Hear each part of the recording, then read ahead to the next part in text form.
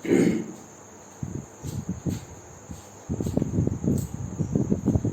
मित्रों क्या हाल चाल है? ठीक है।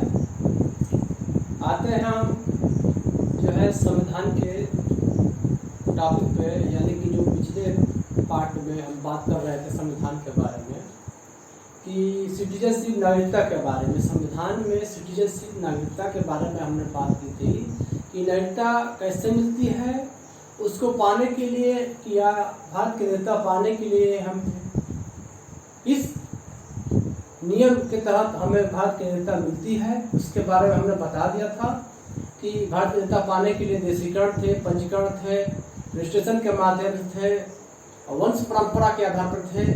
ये सिटीजनशिप और नागरिकता में बताए। अब आगे हम बात करते हैं। ये तो नागरिकता मिल गई। अब ये नागरिकता मिल गई तो नागरिकता छीनी भी जा सकती है। कैसे छीनी जा सकती है हम बता रहे हैं आपसे। मान लीजिए आप किसी भी देश के नागरिकता आप या नागरिक बनते हैं तो उस देश के नागरिक बनने के साथ साथ अपनी नागरिकता छीनी भी जा सकती है। कुछ ऐसे प्रावधान होते हैं संविधान ने या किसी देश के संविधान ने नागरिकता देने के लिए, जो नागरिकता देने का जो प्रावधान है, नागरिकता तो मिलती है लेकिन कुछ ऐसे ही प्रावधान है जिससे आपकी नागरिकता छीनी भी जा सकती है। तो उसी मकसद से उसी बिना पर आज हम बात करते हैं नागरिकता की जो परित्याग कैसे करते हैं। भारतीय नागरिकता जो है जो मिलती है तो मिलने के बाद जो है उसका अंत कैसे होता है, उसी के बारे में आज हम बात करते हैं। यानी कि जो हमारा संविधान का टॉपिक है नागरिकता का अंत, यानी कि नागरिकता का परित्याग कैसे होता है, इसके बारे में हम आज बात करते हैं। नागरिकता, पहले नागरिकता मिली या नागरिकता ग्रहण की गई, अब जो है नागरिकता का परित्याग कैसे होता है इसके बारे में समझेंगे कि नागरिकता का अंत।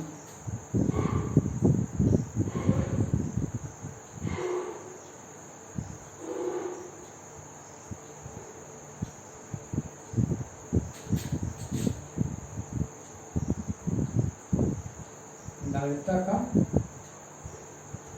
अंत, ठीक है।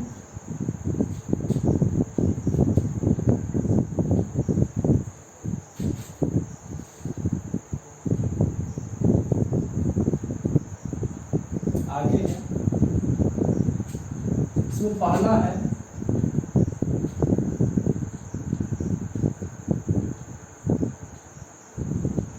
संविधान के प्रति निष्ठा दिखाने का।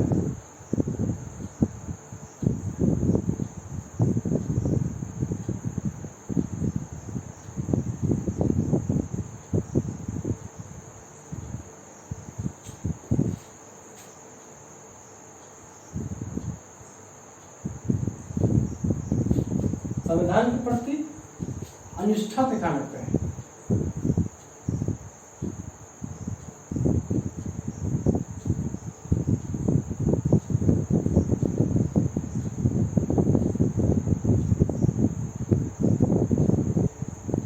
दूसरा क्या हो गया,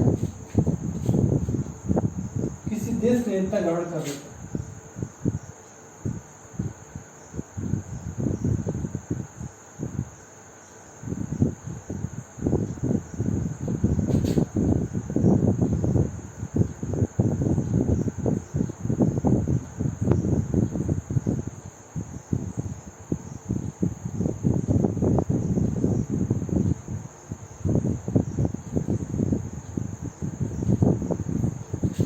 तीसरा क्या होगा,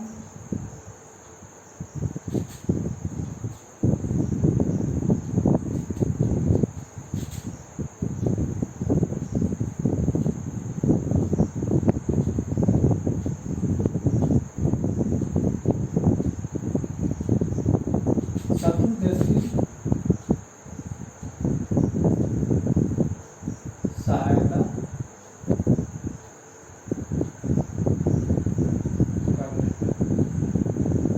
नागरिकता का अंत। यानी कि नागरिकता जब आप नागरिकता ग्रहण करेंगे तो कुछ ऐसे प्रावधान हैं जिससे आपकी नागरिकता छीनी भी जा सकती है। क्या चीज? नागरिकता क्या है? छीन जा सकती है। कैसे है? संविधान के प्रति अनिष्ठा दिखाने पे। दूसरा क्या है? किसी दूसरे देश के नागरिक बनने पर। और तीसरा जो है शत्रु देश की सहायता करने पर। ठीक, हमने बताया था सिटीजनशिप नागरिकता में भाग 2 5 से 11 में सिटीजनशिप अनुच्छेद 511 में सिटीजनशिप या नागरिकता, यानी कि किसी भारत की नागरिकता कैसे मिलती है, कुछ प्रावधान बता देते, वंश परंपरा के आधार पर, और फिर जो है भारत की नागरिकता कैसे छीनी जा सकती है या आपकी नागरिकता कैसे ले ली जाएगी, ये भी है। तो नागरिकता का अंत कैसे होगा? संविधान के प्रति अनिष्ठा दिखाने पर। टॉप एक पहला एक नंबर है संविधान के प्रति अनिष्ठा दिखाने पे, दूसरा क्या किसी दूसरे देश की नागरिक बनने पे, और तीसरा जो है शत्रु देश की सहायता करने पे। अब बता दें कंफर्म करने क्लियर किया जाए, ठीक, संविधान के प्रति अनिष्ठा दिखाने पे। अब इसके मतलब ये हम बता दें आपसे,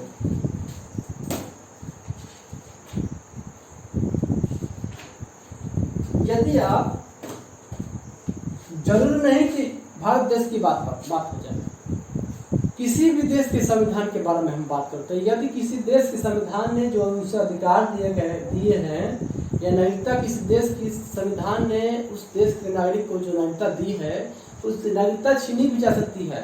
हो सकता है कुछ जो है संविधान के जो मूल बातें हैं उससे मिलते जुलते भी हों, लेकिन भारत के परिप्रेक्ष्य में, भारत की जो संबंध बात हो रही है कि नागरिकता आपकी ले ली जाए, जो है नागरिकता मिलती है, लेकिन नागरिकता आपकी छीनी भी जा सकती है। कौन से जो है कैसे अंत होगा? संविधान के प्रति अनिष्ठा दिखाना, यानी कि भारत के जो संविधान में लिखित है, जो भारत के संविधान ने अपने देश के नागरिकों के लिए जो गाइडलाइन जारी की है, जो बातें बताई है, उसमें बताया है कि संविधान के प्रति अनिष्ठा, यानी कि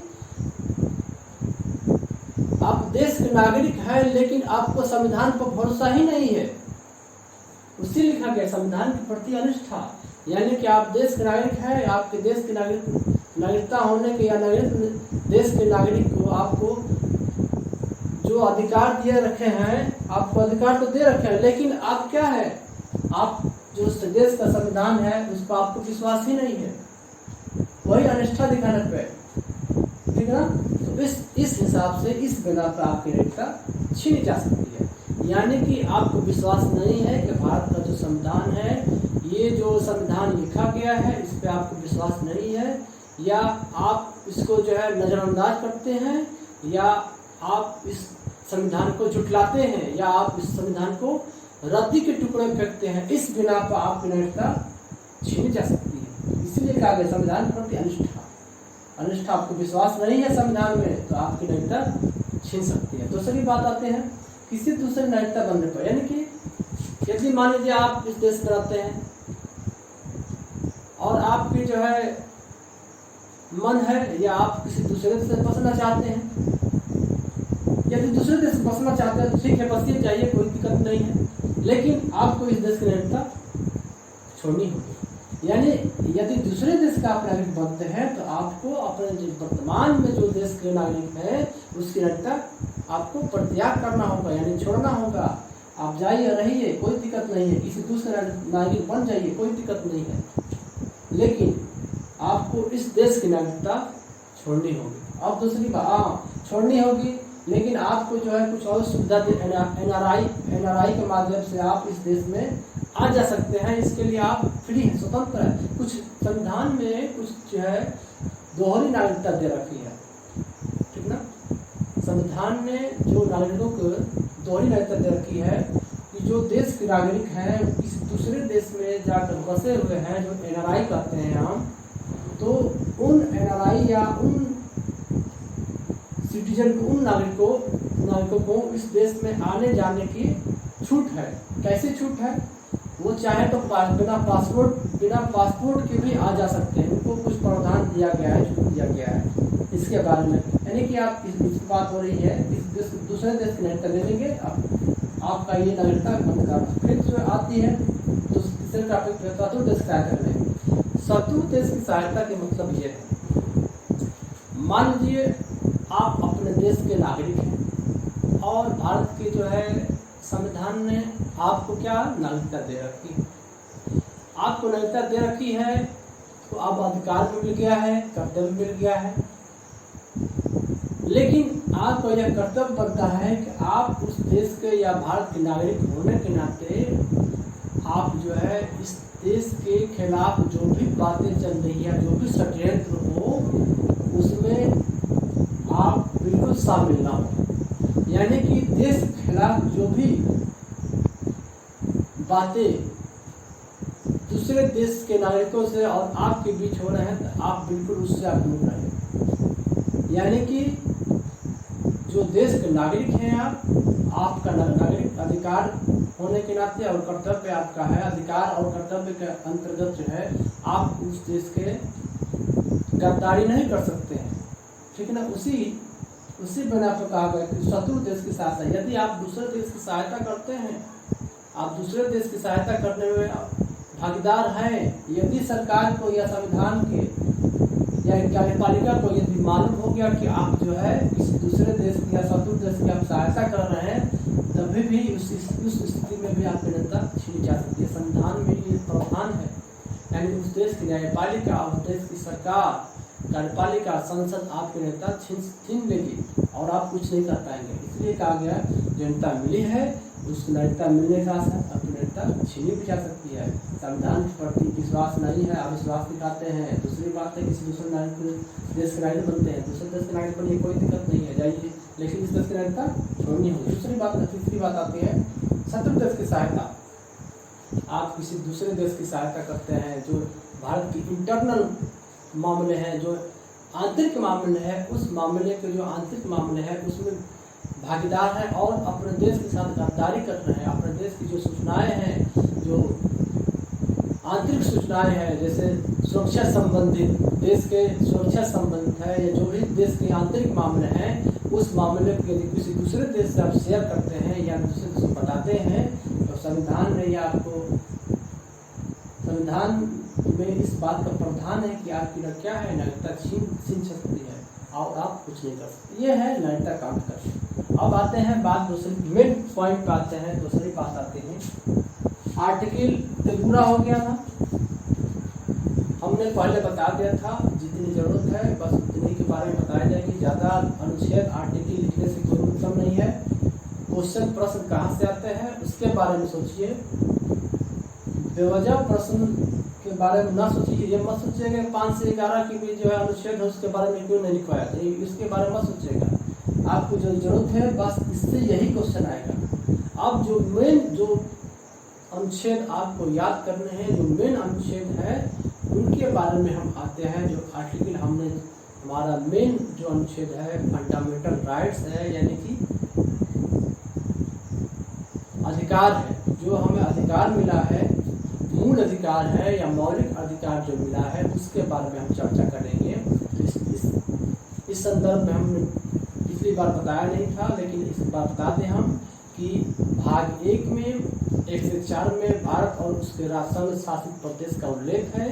भाग 2 5 से 11 में सिटीजनशिप नागरिकता है।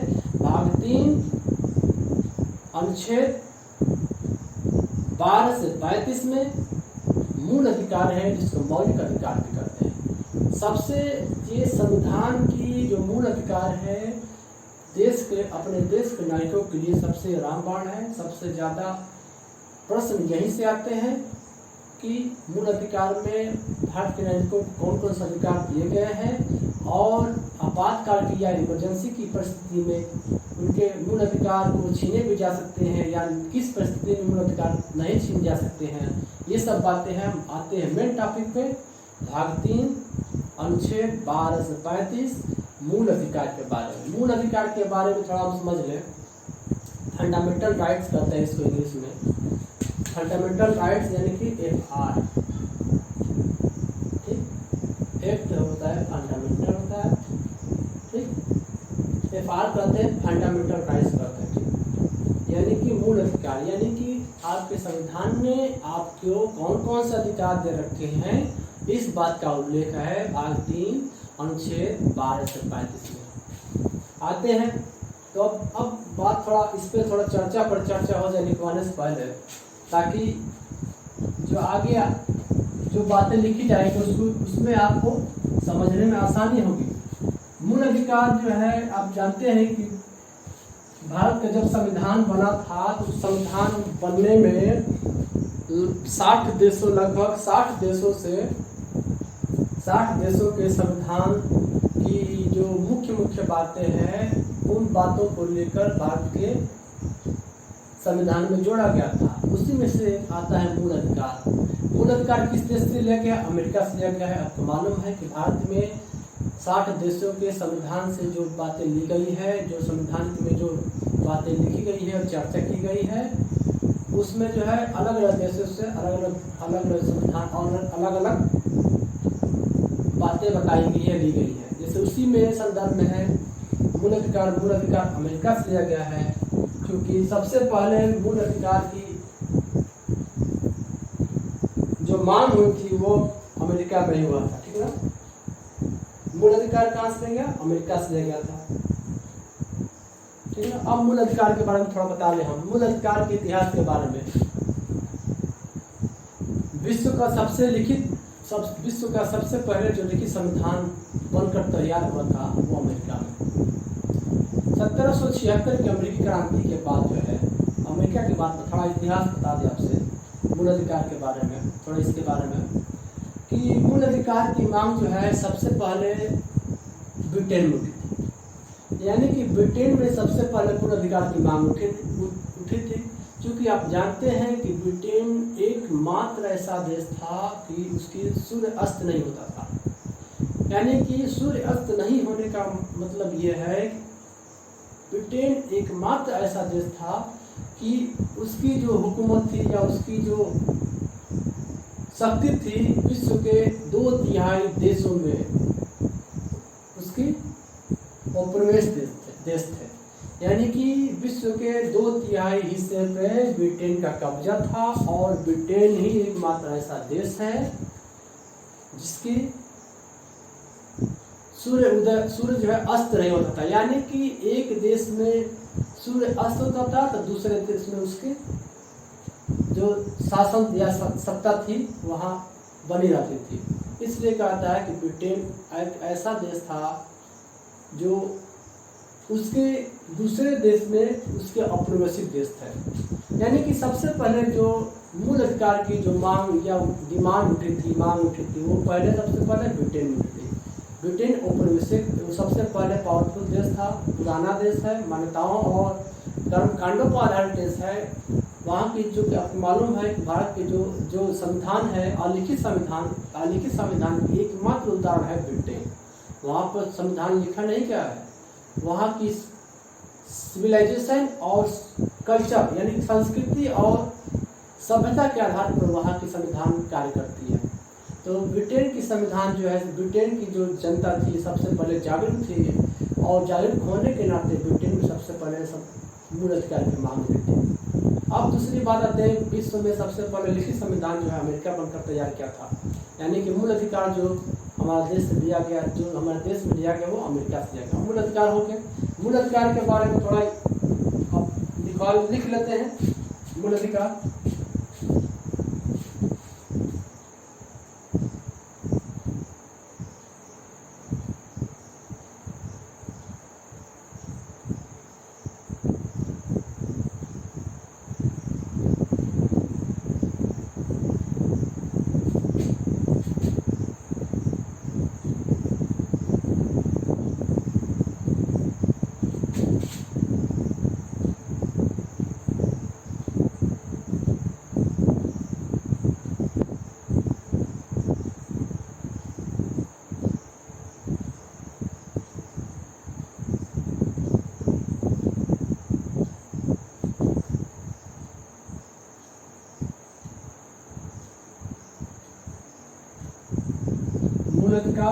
भाग 3 अनुच्छेद 1235 मूल अधिकार, 1235 में मूल अधिकार फंडामेंटल राइट्स करते हैं इसको।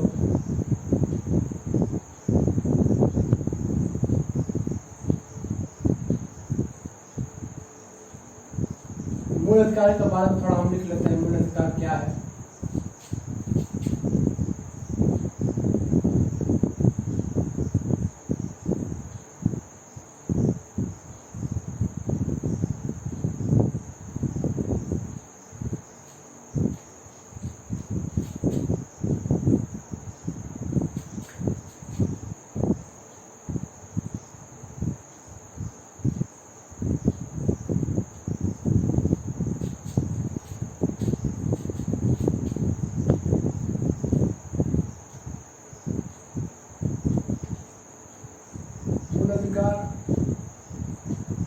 किसे कहते हैं, थोड़ा इसके बारे में हम लिखवा लेते हैं, उसके बाद कंफर्म हो जाएगा।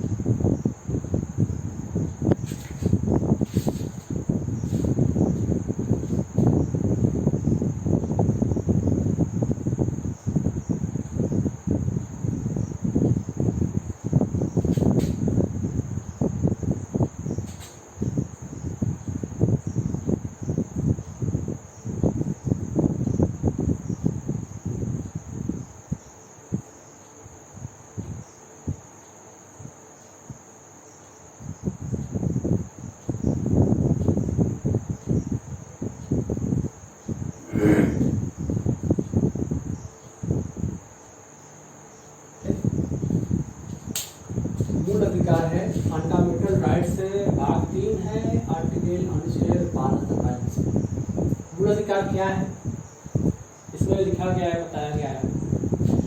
मूल अधिकार व्यक्ति के जीवन को सुखमय समृद्ध बनाने के लिए संविधान द्वारा अपने नागरिकों को कुछ अधिकार दिए हैं जो राज्य या सरकारें मनमानी न कर सके और उनके अधिकारों की रक्षा कर सके, या रक्षा हो सके।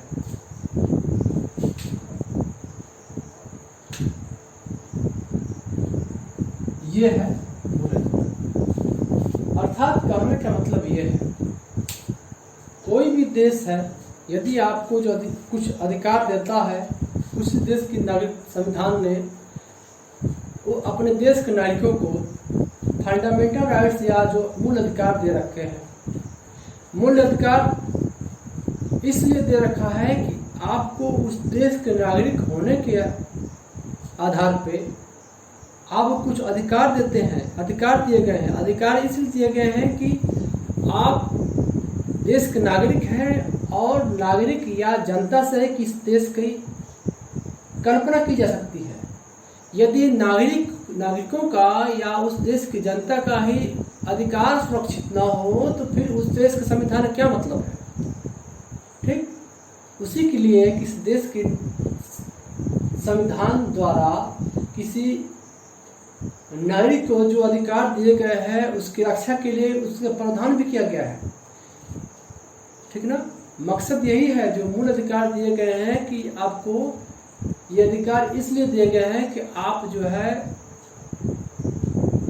अपने जो जीवन है, जो आपको जिन जीवन मिला है उसे सुखी, खुशहाल और समृद्ध पूर्वक जो है अपने जीवन को व्यतीत करें। ठीक ना, यानी खुशी से उस देश के नागरिक बने, उस देश में निवास करें।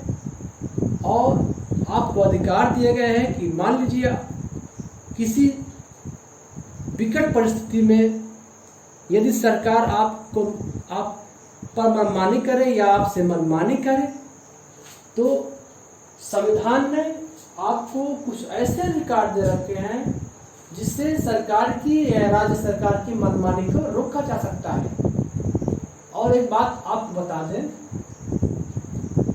मूल अधिकार ही एक ऐसा अधिकार है कि इसकी सुनवाई जो है निचली अदालत में नहीं होती है। मूल अधिकार एक ऐसा अधिकार है जिससे इसकी सुनवाई जो है निचली अदालत में नहीं होती है। आप डायरेक्ट इसे हाई कोर्ट और सुप्रीम कोर्ट में चुनौती दे सकते हैं। एकमात्र ऐसा अधिकार है जिसको पाने के लिए या आप समझते हैं कि हमारे मूल अधिकारों का हनन हो रहा है तो आप तुरंत जो है सुप्रीम कोर्ट, हाई कोर्ट या सुप्रीम कोर्ट में याचिका दायर कर सकते हैं। ठीक है ना, आर्टिकल 32 द्वारा आप सुप्रीम कोर्ट में याचिका दायर कर सकते हैं। और आर्टिकल 226 है, शायद आर्टिकल 226 है जिसके अंतर्गत आप जो है हाई कोर्ट में याचिका दायर कर सकते हैं। ठीक ना, यानी कि यदि आपको लगता है कि उस देश के नागरिक होने के नाते सरकार आप से मनमानी कर रही है या आपके अधिकार को सरकार सुरक्षित करने में नाकाम है तो आप जो है डायरेक्ट क्या है आर्टिकल 32 और आर्टिकल 226 के अंतर्गत आप तुरंत सुप्रीम कोर्ट, हाई कोर्ट जा सकते हैं। ये आपके अधिकार हैं। अधिकार इसलिए दिए गए हैं कि आप उस देश के नागरिक होने के नाते आपके जीवन को सुखमय समृद्ध बनाने के लिए संविधान द्वारा अपने नागरिक को कुछ अधिकार दिए हैं जो राज्य सरकारें मनमानी न कर सके और उनके अधिकारों की रक्षा हो सके। यही है मूल अधिकार का मेन उद्देश्य। हमने बता दिया है मूल अधिकार आप क्यों दिया जाता है, ताकि आपके जो जीने या जीवन जीने की स्वतंत्रता है उस स्वतंत्रता में बाधा पैदा ना हो। ठीक है ना, यानी निजता का अधिकार भी आते हैं, आएगा इसी में आगे मूल अधिकार नहीं है। निजता का अधिकार यानी प्राइवेसी का अधिकार, यानी कि आप शांति से रहना चाहते हैं तो आपको कोई जो है आपकी शांति को भंग नहीं कर सकता है। आप अज्ञात रहना चाहते हैं, यदि आप अकेले रहना चाहते हैं तो आपको यह अधिकार है कि आपकी प्राइवेसी को, आपके एकांतता की उल्लंघन नहीं कर सकता है। ये आपको अधिकार है। इसलिए लिखा गया है व्यक्ति के जीवन को सुखमय समृद्ध बनाने के लिए संविधान द्वारा अपने नागरिक को कुछ अधिकार दिए हैं तो राज्य सरकारें मनमानी न कर सके और उनके अधिकारों की रक्षा कर सके। और ये अधिकार विदेशियों को मालूम प्राप्त नहीं है, लेकिन कुछ ऐसी मूल अधिकार की बातें हैं जो कि विदेशी नागरिकों को भी प्रदान की गई है। वो रियल केस में है, विकट परिस्थितियों में है जो कि विदेशी नागरिकों को दी गई है। फिलहाल हम मूल अधिकार के बारे में हम अपनी बात करते हैं। अब अगले टॉपिक में हम दिखाएंगे कि मूल अधिकार में आर्टिकल 12 क्या है, मूल अधिकार के 12 से 35 के लगभग 2/3 अनुच्छेद आर्टिकल के बारे में हम बात करेंगे, इसलिए कि सबसे ज्यादा प्रश्न कहीं से आते हैं तो यही फंडामेंटल राइट्स या मूल अधिकार से आते हैं।